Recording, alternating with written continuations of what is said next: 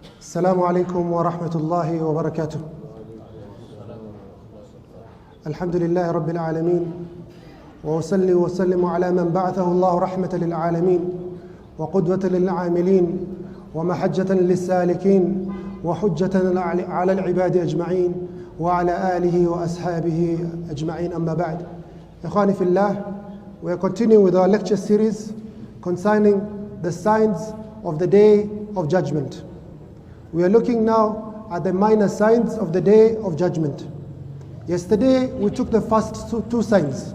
Sign number one was the coming of Prophet Muhammed sallallahu alaihi wasallam.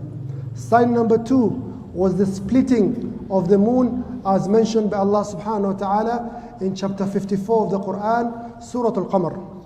Today we take the third minor sign from the minor signs of the Day of Judgment, and this is the death of Prophet Muhammad sallallahu alaihi wasallam, the death of the last prophet, the death of the last messenger.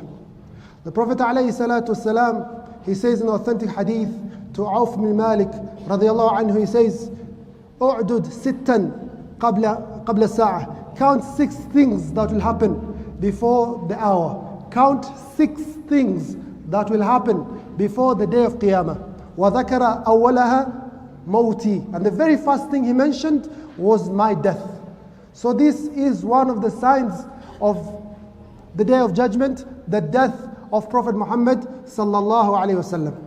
Ikhwani fillah, when it came to the end of the life of Prophet Muhammad sallallahu alaihi wasallam, it was very clear from his actions and his words that his time is ending. His time on this world was ending. It was very clear. Number one, year 10, he performed i'tikaf in the mosque for 20 days. He used to perform i'tikaf only for 10 days, but this year he performed for 20 days. Number two, he used to revise the Quran every Ramadan with Jibreel alayhi salam once. He revises the entire Quran with Jibreel, the portion that was revealed, once. But this Ramadan, he revised it twice. He says to his daughter Fatima, the only reason I can think of is my time is coming to an end. Number three, he said to one of his beloved companions, Mu'adh ibn Jabal, says, Ya Mu'adh, inni uhibbuk. Oh Mu'adh, I love you. I'm sending you to the people of Yemen. Oh Mu'adh, perhaps when you come back, you shall not find me. Perhaps when you come back, you shall pass by my mosque and my grave. Mu'adh ibn Jabal, he starts crying. He starts crying profusely because this is the very last time he shall see the Prophet Muhammad sallallahu alaihi wasallam. This is number three. Number four, he comes, he performs his Hajj. And you all know that this is called the farewell Hajj, Hajjatul Wada'. And he says to the Muslims, لَعَلِّي لَا أَلْقَاكُمْ بَعْدَ عَامِكُمْ هَذَا. He says every time this word, لَعَلِّي لَا أَلْقَاكُمْ بَعْدَ عَامِكُمْ هَذَا. Perhaps I shall never meet you again after this year. Take from me the manasikum al-hajj. Take from me these rulings of Islam. لَعَلِّي لَا أَلْقَاكُمْ بَعْدَ عَامِكُمْ هَذَا. Perhaps I shall never meet you again ever.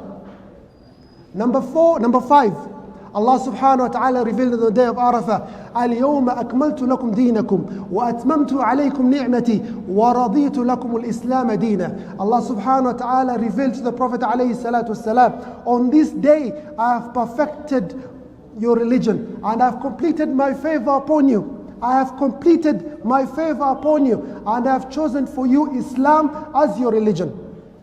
The Prophet is being told that his favor from Allah subhanahu wa ta'ala is complete.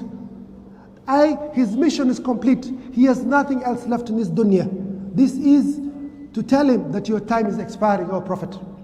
And number 5 or number 6, the Prophet alayhi salatu wasalam was given a surah from the Quran that is an obituary, that is a declaration that, O Prophet, you're going to pass away. Allah subhanahu wa ta'ala revealed, إِذَا جَاءَ نَصْرُ اللَّهِ وَالْفَتْحِ وَرَأَيْتَ النَّاسَ يَدْخُلُونَ فِي دِينِ اللَّهِ أَفْوَاجًا فَسَبِّحْ بِحَمْدِ رَبِّكَ وَاسْتَغْفِرْ إِنَّهُ كَانَ تَوَّابًا. Make istighfar. Your time is over. When you finish the prayer right now, what do? You said istighfar. It is the end of amal. Your deeds, your mission is over. So the Prophet ﷺ, he understood that his time is coming up. This is in Hajj, the year 10. Year 11 came, the second month, the month of Safar. The Prophet ﷺ, he goes to Uhud. He goes to the Shuhada of Uhud. Hamza, Mus'ab bin Umair, Anas bin Nadr. You know the 70 companions who passed in Uhud. And he makes dua for them. He prays for them. He asks Allah subhanahu wa ta'ala to grant them the greatest rewards. And he says to the Muslims, إِنِّي فَرَطٌ لَكُمْ, I am your predecessor. وَأَنَا شَهِيدٌ عَلَيْكُمْ يَوْمَ الْقِيَامَةِ, and I am a witness to you on the day of judgment. وَاللَّهِ كَأَنِّي أَنظُرْ إِلَى حَوْضِ الْآنِ, Wallahi, it is as if I can see my pond in Jannah, in the plains of Qiyamah. Wallahi, it is as if I can see my pond. A few days later, he goes to Baqi' and he makes dua for the Muslims who passed away, the Sahaba in Baqi', and he says, وَإِنَّ بِكُمْ لَاحِقُونَ, we shall be coming to you very soon. He says, we shall be coming to you very soon. This is the beginning of Safar, the year 11 of the Hijri calendar. Safar continues. The end of the month reaches about the 27th or so. He goes to Baqi', he prays janazah on one of his companions. Then he comes back home. He finds his wife Aisha radiallahu anha complaining of a headache. Aisha is saying, wa ra'sa, my head is paining. The Prophet ﷺ says to her, bal ya Aisha, wa ra'sa, my head is paining more severely. I have a severe fever. And they touch the forehead of the Prophet ﷺ, and the temperature is so intense that they can feel the heat from outside the turban that Prophet Muhammed ﷺ is wearing. So the Prophet ﷺ, he has 9 wives at the time. Khadija had passed away, and Zainab bint Khuzaymah had passed away. He had 9 wives. He used to go every single night to one of the houses. But the sickness became very severe after a while, and he was in the house of Maymuna radiallahu anha. Then he says, Ayna ana ghada, where will I be spending my night tomorrow? Where will I be spending my night tomorrow? So the wives understood.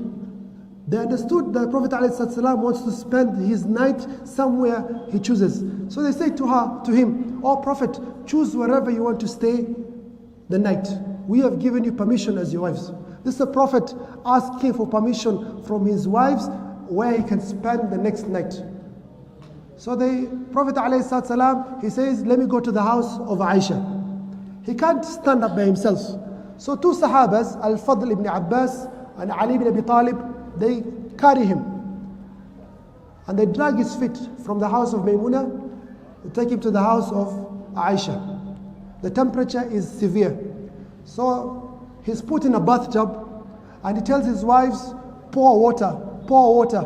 So they pour 7 skins of water, 7 leather skins of water, until he tells them enough. Then he goes to the mosque and he gives a khutbah to the Muslims. A khutbah that is a message also for us in our times. He says to the Muslims that the previous people, they used to take the graves of the prophets and the righteous people as mosques. And I forbid you to do such a thing. Do not take the graves of the righteous people and the prophets as graves. لعنة الله على اليهود والنصارى اتخذوا قبور أنبياء مساجدا. May the curses of Allah be on the Jews and the Christians. They took the graves of their prophets as mosques. And he says, Allahumma la taj'al qabri wathanan yu'bad. Oh Allah, do not make my grave a place people will come to worship. My grave is not a mosque. Oh Allah, do not make my grave a place people will come to worship. Then he says to the Muslims, Hadith of Abu Sa'id al-Khudri, he says, Inna Allah khayyara abdan ma indah wa ma inda Allah. A servant of Allah has been given a choice to choose what is with Allah and what is with this dunya. And this servant of Allah has chosen what is with Allah. So the Sahabas, they understood this was a general message. But Abu Bakr as-Siddiq in a mosque, this fool, he starts crying profusely. And he says, فَدَيْنَاكَ بِأَبَائِنَا أُمَّهَاتِنَا. We sacrifice you, O Prophet, with our parents. May our parents, our mothers, our fathers be sacrificed for your sake, O Prophet of Allah. Muslims are wondering, why is this old man crying? And later on they understood that the servant Prophet Muhammad sallallahu alaihi wasallam was speaking about was himself. He was given a choice by Allah to stay in this dunya or to go to Allah, and he had made his choice that he is going to Allah subhanahu wa ta'ala. And the only person who understood it was Abu Bakr. Prophet ﷺ looks at Abu Bakr, he says to Abu Bakr, Ya Abu Bakr, la tabki, oh Abu Bakr, do not cry. And he says to the Muslims, Inna amanna an-nasa alayya bi suhbatihi Abu Bakr. The person who I owe the most from all the Muslims is Abu Bakr. His money, his property was like my property. I take from it whatever I feel. He gave me everything, Abu Bakr. He says, وَلَوْ كُنْتُ مُتَّخِذًا خَلِيلًا مِنْ أُمَّتِي لَاتَّخَذْتُ أَبَا بَكْرٍ. If I was to choose a Khalil, a person who's a close friend, it will have been Abu Bakr. وَلَكِنْ أُخُوَّةُ الْإِسْلَامُ مَحَبَّةٌ. But for him is the brotherhood of Islam and his companionship. For Allah subhanahu wa ta'ala has chosen me as he chose the Prophet Ibrahim alayhi salam to be his Khalil. So Prophet alayhi salam became the Khalil of Allah the same way that Allah subhanahu wa ta'ala had chosen Nabi Allah Ibrahim to be his Khalil. Then he says to the Muslims, whoever have wronged amongst you, this is a prophet. If you're in a leadership position, listen to the words of the Prophet. He says to the Muslims, whoever have wronged amongst you, if I have wronged amongst you, take your revenge. Take your revenge. This is the justice of Islam. Take your revenge on me. Whoever amongst you, I have their money, please claim your money right now.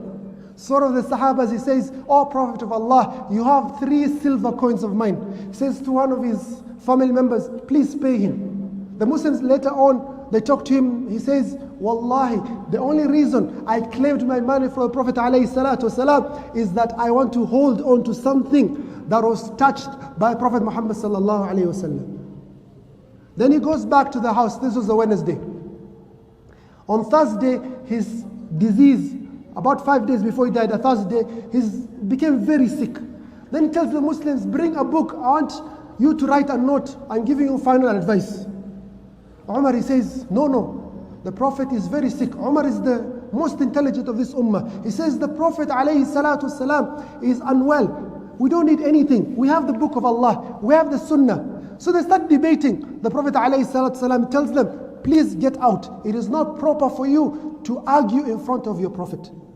On this day, he commanded that every religion be banned from the Arabian Peninsula apart from the Islamic religion. The only religion that the Prophet ﷺ allowed from that date henceforth was the religion of Islam. No more Judaism or Christianity or polytheism was allowed in the Arabic Peninsula by Prophet Muhammad ﷺ. And he commanded a number of commands.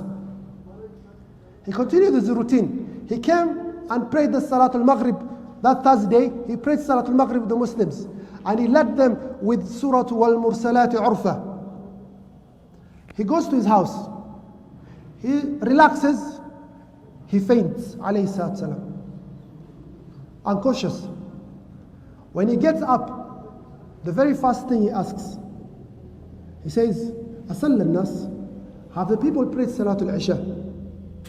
They said, no, O Prophet, they're waiting for you. He says, put for me some water. I perform wudu so that I can go lead the Muslims in Salatul Isha. So they give him water for wudu. As he tries to stand up, alayhi salatu salam, he collapses, faints, unconscious. He wakes up after a while. The first question he asks, Asalla nas, have the people prayed? They say, La, they're waiting for you, O Prophet. He collapses, he faints. The third time he faints. When he sees he's not able to lead prayer, he tells his wives, Muru Abu Bakr falyusalli bin nas. Command Abu Bakr as-Siddiq radiallahu anhu to lead the Muslims in prayer. Aisha, the daughter of Abu Bakr, she interjects. She says, Abu Bakr is a weak man. He's emotional in prayer. He cries a lot. Command Umar. Umar is stronger. Prophet ﷺ says to them, Muru Abu Bakr falyusalli bin nas. Command Abu Bakr, he leads the prayer. The wives interject once, twice, thrice. The Prophet ﷺ, he says to them, Inna kunna kasawahib Yusuf. You are like the women in Surah Al-Yusuf. Muru Abu Bakr falyusalli bin nas. Command Abu Bakr to lead the prayer. So Abu Bakr, he leads the Muslims and Isha prayer from Thursday. And he leads a total of 17 prayers until the Prophet ﷺ passes away. So that entire Friday, Abu Bakr is leading prayer. Saturday Fajr, he's also leading prayer. Saturday Dhuhr comes. The Prophet ﷺ feels a little bit stronger. He says to Al-Fadl and Ali, come hold me, we go to the mosque together. So they carry the Prophet ﷺ. They come to the mosque. Abu Bakr is leading the Muslims in prayer. Abu Bakr, he feels the presence of the Prophet ﷺ coming, so he wants to go back. Prophet ﷺ tells to him, stay in your place. So the Prophet ﷺ comes to the front, he sits down and he leads the prayer. Abu Bakr is following the prayer of Prophet ﷺ. The Muslims are following the prayer of Abu Bakr. It was like there are two Imams on that day, so as to say. The Prophet leading Abu Bakr leading the Muslims. So the Prophet ﷺ, on this day, he prayed the Dhuhr prayer. He goes back to his house. Sunday came. He's not attending any prayer. This was only prayer he prayed on Saturday. Sunday came. He freed all his slaves. The little money he had, 7 dinar, he gave out in sadaqah. This was Sunday. Then Monday came. The 12th of Rabee Awal, the year 11 of the Hijri calendar. The 12th of Rabee Awal, the day people celebrate Mawlid, is actually not the day the Prophet was born, but it is actually the day he died. He died on the Monday, 12th Rabee Awal. This Monday, Fajr time, the house is connected to the mosque. So he opens his curtains and he sees a beautiful image. He sees the Imam of the Muslims, Abu Bakr as-Siddiq radiallahu anhu, leading the Muslims in prayer. And he smiles alayhi salatu salam. He laughs profusely. He is very happy. And he closes his curtain and he continues with the ibadah. Later on during this day, he calls for his daughter Fatima radiallahu anha, one of the greats of women of all history. One of the 4 greatest women of all history is the daughter of Prophet Muhammad sallallahu Fatima. So Fatima comes on that day. The Prophet ﷺ whispers something to her ears and she starts crying. She starts crying. Then he whispers something to her ears. She starts laughing. Aisha radiallahu anha was shocked. She says, Wallahi, I used to think Fatima was the most intelligent of women until I saw this weird thing she did on this day. Crying, then laughing. What is this action? Later on, she asked Fatima, why? What happened? Says, I came to the Prophet ﷺ. I kissed his forehead as I used to do. And he whispered on my ear that I am going to die because of this disease. I, as Prophet Muhammad, am going to die because of this disease. And that made me cry. A short while later, he whispered to me that I, Fatima, am the first one from his family that shall join him in Jannah. That shall join him in Firdaus. And that made me glad, happy that I shall be seeing my father very soon. Then the pain of death started coming to the Prophet ﷺ. And Fatima, she's crying. She says, Wa karba ya abata, what pain are you going through, O my father? What pain are you going through, O my father? The Prophet ﷺ says to Fatima, Ya Fatima, laysa ala abiki karbatun ba'da al-yawm. Laysa ala abik karban ba'da al-yawm. There is no pain your father will go through after today. No pain. Calls for his grandchildren Al-Hasan and Al-Hussein. And he kisses his grandchildren and he hugs them and he bears them farewell, tells them goodbye. Then he calls Ali ibn Abi Talib and he says to him, the advice I want you to give the Muslims, tell the Muslims, as-salah, as-salah, wa ma malakat aymanukum. The prayer, look after your salah and be good to your servants, be good to your slaves. This was the very last advice from Prophet ﷺ regarding your prayer, which is your relationship between you and Allah Azza wa Jal, and how you treat those servants in your houses, how you treat those slaves, your relationship between you and your fellow human beings. So he advises you between your relationship with Allah, your prayer, your relationship with your fellow human beings, be good to those servants. Then he calls his wives and he gives them advice. Then the sakaratul maut became more severe on Prophet ﷺ. And he says, La ilaha illallah, inna lil mawti la sakarat. La ilaha illallah, inna lil mawti la sakarat. There is no deity worthy of worship except Allah. And death indeed has a lot of pain. Death indeed has a lot of pain. Oh Aisha, I feel the effects of the poison that I got in Khaybar. I'm feeling the effects right now. Then the brother of Aisha radiallahu anha, she comes to the chambers of the Prophet alayhi salatu salam, and he has a siwak, he's brushing his teeth. The Prophet alayhi salatu salam is completely weak. The pangs and the pain of death that is coming to him is made him very weak. He just stares at the siwak. Aisha radiallahu anha understands. So he tells the brother, give me the siwak, and takes the opposite side and she chews it, makes it soft with her saliva. She says, from the greatest ni'mah that Allah subhanahu wa ta'ala bestowed upon me is that the Prophet alayhi salatu salam died on my chest. And he died while my saliva had mixed with his saliva. So she takes the siwak and he brushes his teeth. This is something amazing, subhanallah. Even the scholars of fiqh have not mentioned this. They tell you to brush your prayer before wudu, before salah, عند كل وضوء عند كل salah, when you enter in the house. There are many sunnahs. From the sunnahs of brushing your teeth is when you're going to meet Allah Azza wa Jal. When death is coming upon you, he's brushing his teeth. So he comes to Allah subhanahu wa ta'ala with teeth that have been brushed. So he brushes his teeth alayhi salatu salam, and the pain of death becomes more severe. And he says, مع الذين أنعمت عليهم من النبيين والصديقين والشهداء والصالحين وحسن أولئك رفيقا. He says, oh Allah, I want to be with the salihin, I want to be with the shuhada, with the anbiya, and those are the best of companions. Allahumma ar-rafiq al-a'la, Allahumma ar-rafiq al-a'la. Oh Allah, grant me the highest companion, grant me your companionship. On this day, at the time of duha, the Prophet alayhi salatu wasalam, he breathed his last and he died. And this is from the minor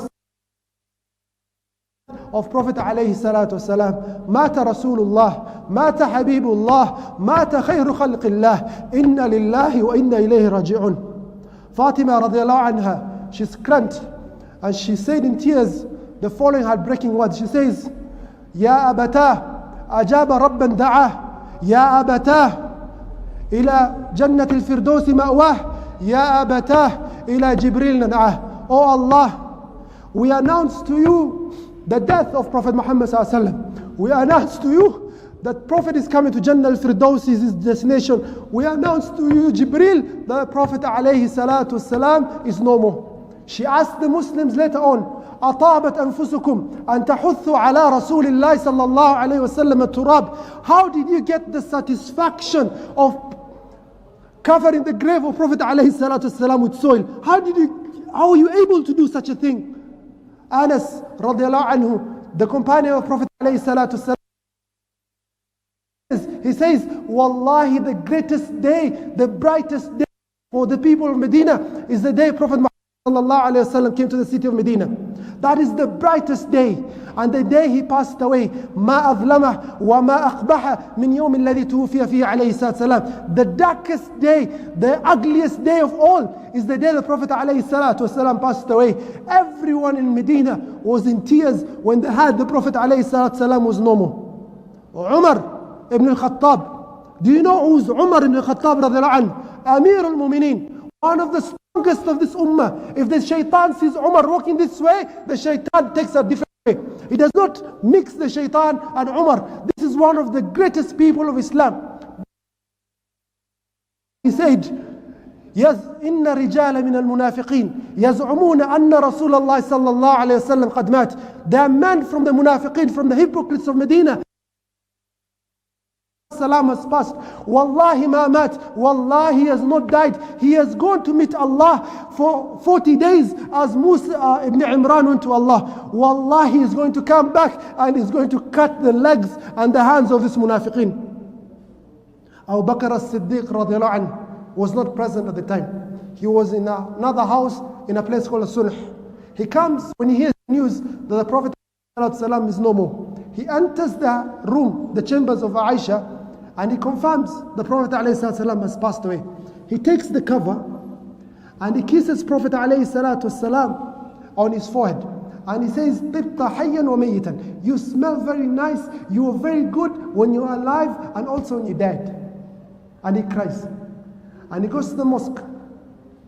And he finds people gathering around Umar. And Umar is saying, I have heard the munafiqeen claiming Prophet Muhammad has died. Wallahi, he has not died. People are gathering. He says to Umar, Umar, ijlis. Umar, sit down. Umar is not able to sit. So Abu Bakr, he comes, he ascends the minbar. He comes, he climbs the minbar. And he says, Alhamdulillah, wassalatu wassalam ala Rasulillah. He makes praise to Allah. And he sends greetings and salam to the Prophet Muhammad sallallahu alayhi wasallam. Then he says the following words that are written in gold ink in history. He says to the Muslims who are all gathered, they've left Umar, عبد محمدا فإن محمدا قد مات ومن كان منكم يعبد الله فإن الله حي لا يموت وما محمد إلا رسول قد خلت من قبله الرسل أفإن مات أو قتل انقلبتم على أعقابكم ومن ينقلب على عقبيه فلن يضر الله شيئا. He says, who amongst you worshipping Muhammad?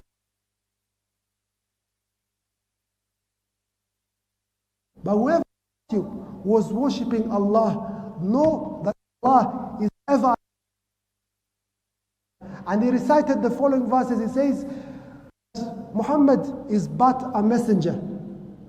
If he was to die or he was to be killed, are you going to go back and apostate and leave Islam? Whoever amongst you apostates or leaves Islam, فَلَنْ يَضُرَّ اللَّهَ شَيْئًا. They shall not harm Allah in the least bit. The Sahaba, they said, Ibn Abbas, he says, كَأَنِّ هَذِهِ الْآيَةِ لَمْ أُنزِلَتْ هَذِهِ السَّاعَةِ. It was as if this verse was revealed for the very first time. We had forgotten such a verse is in the Quran. Umar ibn Khattab radiallahu anhu, when he heard these words, he sunk, he fell on his feet, and he know the Prophet alayhi salatu wasalam had left us. So the Muslims were crying, but a crisis happened amongst the Muslims. They said Prophet Muhammad has died. The Arabs, they left Islam, many of them. They apostated. So there's a big crisis. The Muslims had to solve it. Who is going to be the leader of the Muslims? So the entire Monday and most of Tuesday was spent discussing who's going to be the next leader. Is he going to be from Ansar? Is he going to be from Muhajirin? If he's from the Ansar, who is it? Is he from the Muhajirin? They spent the whole of Monday and Tuesday discussing this. Then came Tuesday night, which is Islamically considered Wednesday, and they washed the Prophet alayhi salatu wasalam. They shrouded him and they buried him at the exact spot that he died. For Abu Bakr as-Siddiq radiallahu anhu had heard Prophet Muhammad said that prophets are buried in the place that they die. Abu Atahiyya rahimahullah, he says beautiful lines of poetry. This is a man known as the Islamic poet. Abu Atahiyya, he says, اصبر لكل مصيبة وتجلدي واعلم بأن المرء غير مخلدي وإذا أتتك مصيبة تشجى بها فاذكر مصابك بالنبي محمد. If any musibah comes to you, O fellow brother, O fellow sister in Islam, remember the greatest musibah, the greatest calamity to befall the Muslims is the death of Prophet Muhammad sallallahu alaihi wasallam. I told you this story before of the year 3, the 17th of Shawwal was the Battle of Uhud. The Prophet alayhi salam, people had claimed, Prophet Muhammad has died, Prophet Muhammad has died. There was rumors going around. She comes, asks the Muslims, what has happened to Prophet Muhammad sallallahu alayhi wasallam? They say to her, Mata zawjuk, your husband has died. She said, what has happened to Prophet Muhammad sallallahu alayhi wasallam? They say to her, Mata zawjuk, Mata abuk, you've lost your husband, also you've lost your father. She says to them, Fa'ala Rasulullah sallallahu alayhi wasallam, even bothering her, husband dead. Your brother's died. She says, Ma fa'ala Rasulullah. What has happened to Prophet Muhammad sallallahu alaihi wasallam? They say to her, Huwa khayran kama tuhibbin. He is in a good state like you love him to be. She says to them, Urinihi anzur ilayhi. Show me, I see Prophet Muhammad sallallahu alaihi wasallam. This year 3 of the Hijri calendar. They point, that is Prophet Muhammad sallallahu alaihi wasallam. She comes to the Prophet ﷺ and looks, and she's happy. She's content. She's lost her father, no worry. She's lost her husband, no worry. She's lost her brother, no worry. But the Prophet Muhammed ﷺ is present. And she says, كُلُّ مُصِيبَةٍ بَعْدَكَ جَلَلٍ. Every calamity that befalls us in regards to your calamity is nothing. So, Ikhwani fillah, this is the third minor sign of the Day of Judgment that we're taking, the death of Prophet Muhammad sallallahu alaihi wasallam. In the next lecture tomorrow, inshallah, be a shorter lecture, we shall be looking at the next sign. The Muslims conquered a city. Which city is this that is considered conquering it a minor sign? And there's a calamity that also befell the Muslims. We shall look at this sign number 4 and now sign number 5 tomorrow. Wallahu alam. Wassalamu alaikum wa rahmatullahi wa barakatuh.